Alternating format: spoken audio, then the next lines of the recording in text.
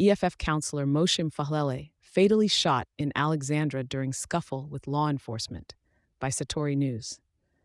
The South African community of Alexandra was rocked by violence and tragedy over the weekend, with the death of an economic freedom fighter's EFF councillor drawing national attention. Moshe Mphahlele, who was serving as the deputy secretary of the EFF's Johannesburg region, was fatally shot during what has been described as a scuffle between law enforcement, private security, and residents.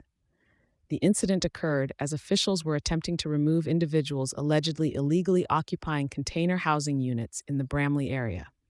These units, originally constructed to facilitate social distancing during the COVID-19 pandemic, had become the center of a contentious debacle as the city worked to repurpose them, facing ongoing illegal invasions by community members.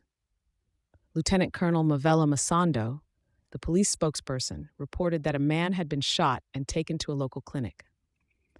Officers who arrived at the scene were confronted by the grim reality of Mphalele's passing, with a gunshot wound signifying the violence that took place. In the wake of the shooting, a murder investigation has been instigated, yet no arrests have been disclosed. This incident highlights the underlying tensions in South African urban centers over housing and the enforcement of property laws. The contention over the Bramley container units underscores the complications that arise from well-intentioned urban housing projects, particularly in high-density areas with significant demands for shelter. The loss of Moshe Mphahlele has sent ripples through the community and the political landscape of South Africa, especially within the EFF. Described as a dedicated activist and a respected figure within the party, the provincial structure of the EFF has already paid homage to Mphahlele via social media, with promises of an official statement to follow. The situation in Alexandra stands as a stark reminder of the socio-political challenges confronting South African society.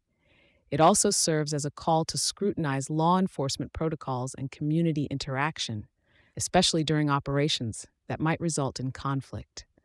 As the police continue their investigation into Mphalele's death, residents and observers alike await justice and clarity on the circumstances that led to this tragic turning point. Thank you for choosing Satori News.